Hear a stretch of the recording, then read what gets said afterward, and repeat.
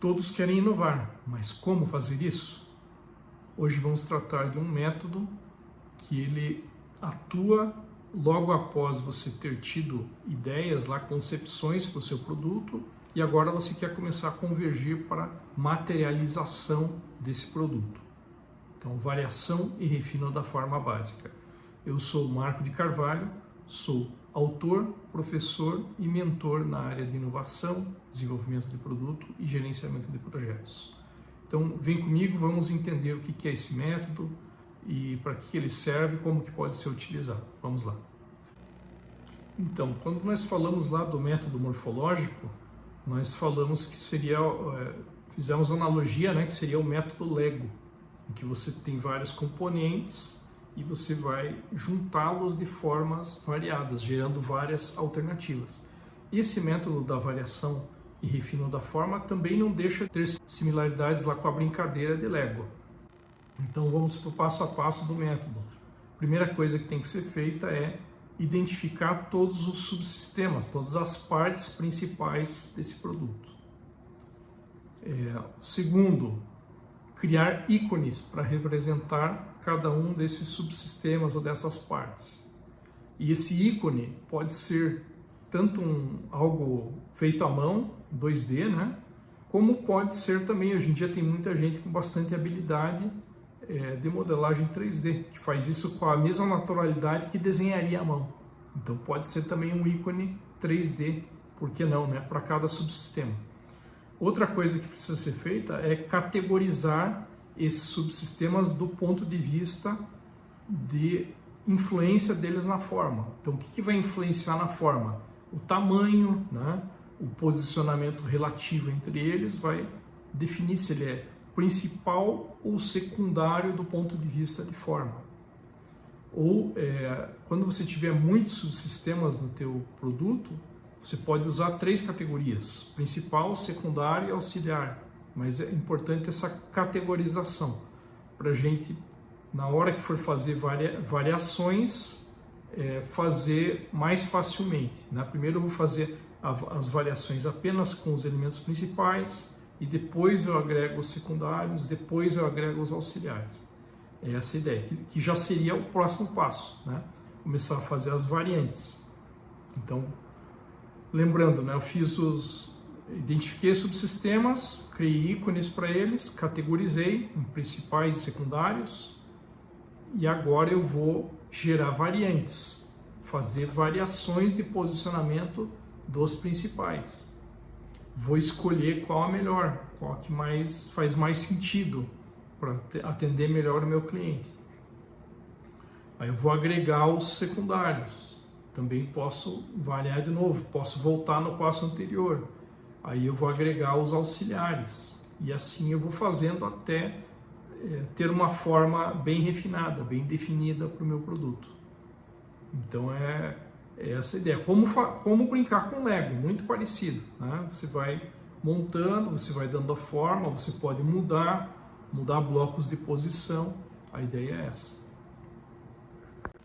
Aí você fez essa variação, né? Daí agora está na hora de começar a entrar com a forma mesmo, né? Com o uso de formas básicas e variando isso. Então vou usar cones, vou usar esferas, vou usar cubos paralelepípedos para ver o que se adequa melhor. Vou gerar várias alternativas assim. Daí já com a montagem de todos os elementos presentes ali, né? Mas para aquela que eu escolhi. E aí eu vou selecionar a que mais se adequa para avançar no projeto, para ir refinando o meu modelo geométrico. Aí, a hora que eu chego nas formas, no uso das formas básicas, o ideal já é começar a ir para um modelador 3D, né, para fazer isso. Então vamos pensar num exemplo. Todo mundo acho que conhece um aspirador de pó, né? Então, um aspirador de pó, a grande maioria dos produtos que estão à venda, eles são baseados num único tipo de concepção, que é filtragem. Então, você gera um fluxo de ar através do aparelho e você tem vários momentos de filtragem. Então, tem lá o bocal, capta a sujeira e tal, aí ela é sugada, boa parte da sujeira fica num saco, num reservatório um pouco maior. Aí depois, se você desmontar o aspirador, você vai ver que depois desse saco, antes do motor, tem mais um filtro. Muitas vezes, alguns aspiradores agora que tem aqueles filtros HEPA, né, tem mais de um filtro ali. E daí a hora passa pelo motor, pelo rotor, né, a gente chama vulgarmente de motor, mas é um rotor ali, que gera o fluxo de ar. E aí depois do rotor, muitas vezes tem mais um quarto filtro, né? Então, esse seria o aspirador mais comum, o tipo de concepção mais comum que existe. Lógico, existem alternativas hoje, existe com água, existe com que produzem ciclone, outras formas de separar a sujeira do ar, né? Mas vamos ficar com esse mais básico. Mesmo se você pensar no aspirador mais básico, você tem N possíveis formas para isso. Então você tem aqueles modelos mais tradicionais, que ele é um tamborzão, né, o aspirador, onde está ali o motor, o reservatório e tudo, e tem uma mangueira e bocal para você fazer a aspiração. Tem alguns modelos que você que está numa sequência, tem o bocal na frente, em seguida vem o motor e o reservatório, mais para trás tem o cabo, né, e você usa tudo isso conjuntamente ali. Tem outros modelos, modelos industriais, por exemplo, que ele tem aquele tambor grande, mas na frente ele já tem o bocal preso ali no próprio. Então são configurações, né, formas alternativas para uma mesma concepção básica de aspirar por filtragem, remover a sujeira por filtragem. Então, como que eu trabalharia com esse método no caso do aspirador? Eu vou ter que começar identificando os subsistemas principais dele. Então, o que é? O bocal, né, de aspiração, a mangueira, o reservatório de sujeira, o rotor, o motor, né, e o cabo de alimentação, o interruptor liga e desliga desse aspirador, as rodas, né, a gente transporta e usa ele por aí, então tem que ter rodas. Então são os elementos principais e secundários desse produto. É lógico, se você for desmontar um aspirador, tem muito mais coisa lá, tem parafusos, tem encaixes, peças para prender e tirar, permitir que você prenda e tire elementos dele e tal, mas vamos deixar isso um pouco de lado, vamos focar só nos subsistemas principais, que são esses que eu comentei. Aí eu vou criar ícones para representar cada um deles. É interessante que esses ícones sejam parecidos, né? Passem a ideia do que aquele elemento vai ser. Então, o reservatório, vou fazer talvez um saco ali para representar como ícone. O bocal, vou fazer lá alguma coisa que lembre o bocal do aspirador para fazer a minha variação e refino da forma. E assim vai, né? E aí você começa a classificar eles em principais e secundários, do ponto de vista de forma.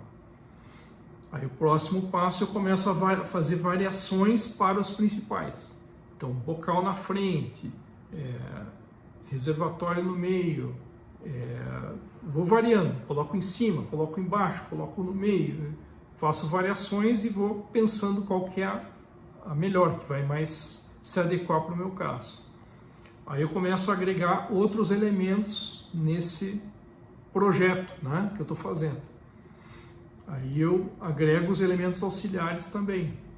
Depois que eu fiz tudo isso, aí eu vou começar a pensar no uso das formas básicas. Vou fazer uma composição que seja mais reta, use paralelepípedos e cubos.